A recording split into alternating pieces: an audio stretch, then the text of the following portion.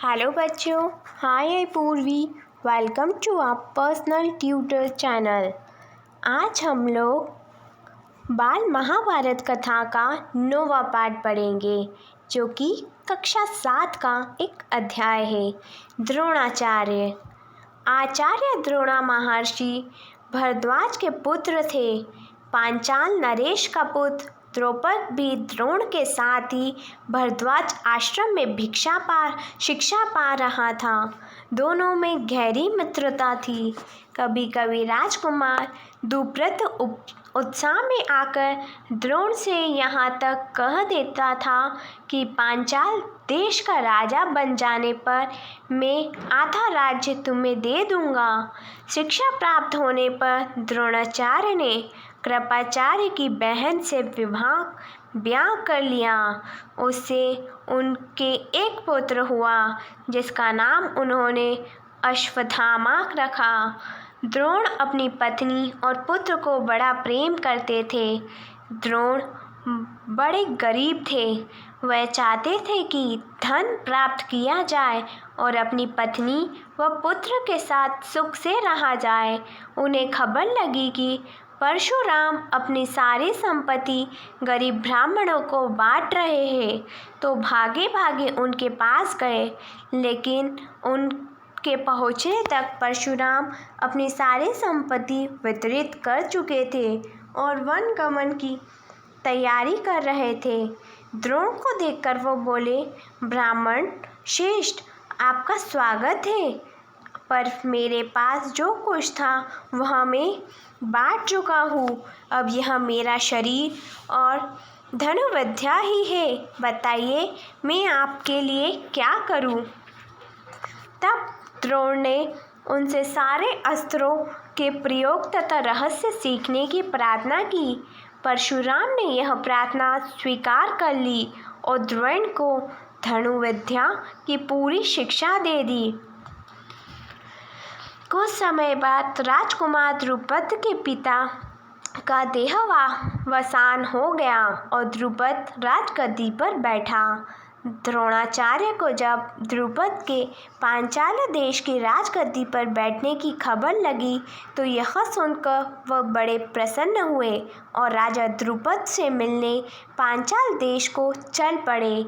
उन्हें गुरु के आश्रम में द्रुपद की लड़कपन में की गई बातचीत याद थी।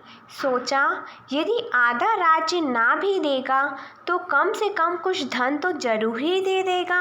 यह आशा लेकर द्रोणाचार्य राजा द्रुपद के पास पहुँचे और बोले, मित्र द्रुपद, मुझे पहचानते हो ना?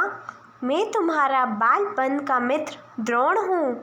ऐश्वर्य के मद में मत हुए राजा द्रुपद को द्रोणाचार्य का आना बुरा लगा और द्रोण का अपने साथ मित्र का सा व्यवहार करना तो और भी अखरा। वह द्रोण पर गुस्सा हो गया और बोला, ब्राह्मण, तुम्हारा यह व्यवहार सज्जनोचित नहीं है। मुझे मित्र कहकर पुकारने का तुम्हें साहस कैसे हुआ? सिंहासन पर बैठे हुए एक राजा के साथ एक दरिद्र प्रजाजन की मित्रता कभी हुई है? तुम्हारी बुद्धि कितनी कच्ची है। लड़कपन में लाचारी के कारण हम दोनों को जो साथ रहना पड़ा, उसके आधार पर तुम द्रौपद से मित्रता का दावा करने लगे। दरिद्र के धनी के साथ, मूर्ख के विद्वान के साथ और कायर के वीर के साथ मित्रता कहीं हो सकती है। मित्रता बराबरी की हैसियत वालों में ही होती है।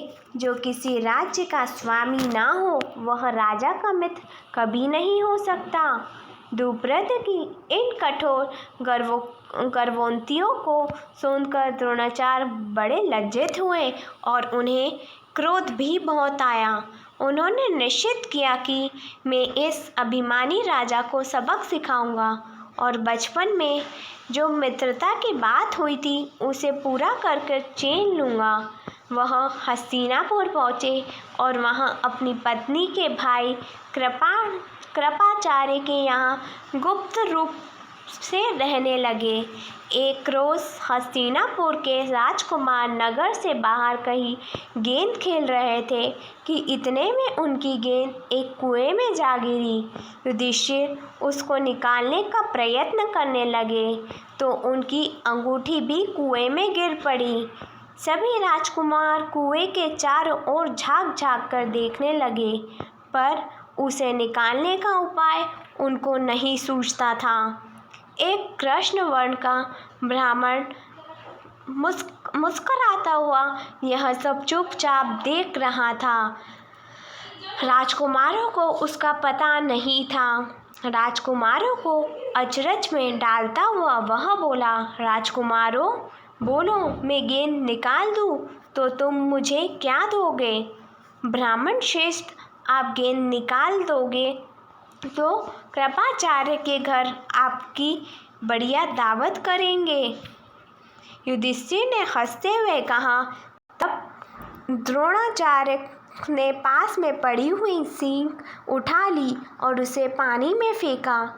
सींग गेंद को ऐसे जाकर लगी जैसे तीर, और फिर इस तरह लगातार कई सींगे वे कुएं में डालते गए। सिक्के एक दूसरे के सिर से चिपकती गई। अब आखिरी सिक्क का सिरा कुएं से बाहर तक पहुंच गया तो द्रोणाचार्य ने उसे पकड़कर खींच लिया और गेंद निकल आई। सब राजकुमार आश्चर्य से यह करतब देख रहे थे। उन्होंने ब्राह्मण से विनती की कि युधिष्ठिर की अंगूठी भी निकाल दीजिए। द्रोण ने तुरंत धनुष चलाया और कुएं में तीर मारा। पल भर में बाण अंगूठी को अपनी नोक में लिए हुए ऊपर आ गया। द्रोणाचार्य ने अंगूठी युधिष्ठिर को दे दी। यह चमकदार देखकर राजकुमारों को और भी ज़्यादा अचरज हुआ। उन्हें द्रोण के आगे आदरपूर्वक से नवाया और हाथ जोड़कर पूछा, महाराज, हमारा प्रणाम स्वीकार कीजिए और हमें अपना परिचय दीजिए कि आप कौन हैं, हम आपकी क्या सेवा कर सकते हैं, हमें आज्ञा दीजिए। द्रोण ने कहा, राजकुमारों, यह सारी घटना सुनकर पितामह भीष्म से ही मेरा परिचय प्राप्त कर लेना। राजकुमारों ने जाकर पितामह भीष्म को सारी बात सुनाई तो भीष्म ताड़ गए कि हो न हो वे सुप्रसिद्ध आचार्य द्रोण ही होंगे। यह सोचकर उन्होंने निश्चित कर लिया कि अब से राजकुमारों की अस्त्रविद्ध शिक्षा द्रोणाचार्य के ही हाथों पूरी कराई जाए। बड़े सम्मान से उन्हें द्रोण का स्वागत किया और राजकुमारों को आदेश दिया कि वे गुरु द्रोण से ही धनुर्विद्या सीखा करें। कुछ समय बाद जब राजकुमारों की शिक्षा पूरी हो गई तो द्रोणाचार्य ने उनसे गुरु दक्षिणा के रूप में पांचाल राज द्रुपद को कैद कर लाने के लिए कहा। उनकी आज्ञा अनुसार पहले दुर्योधन और कर्ण ने द्रुपद के राज्य पर धावा बोल दिया, पर पराक्रमी द्रुपद के आगे वे न ठहर सके, हार कर वापस आ गए। तब द्रोण ने अर्जुन को भेजा। अर्जुन ने पांचाल राज की सेना को तहस नहस कर दिया और राजा द्रुपद को उनके मंत्री सहित कैद करके आचार्य के सामने ला खड़ा किया। आगे का पार्ट हम अगली वीडियो में सुनेंगे। बच्चों, if you have any doubt related to this video, please comment in comment box. Thank you.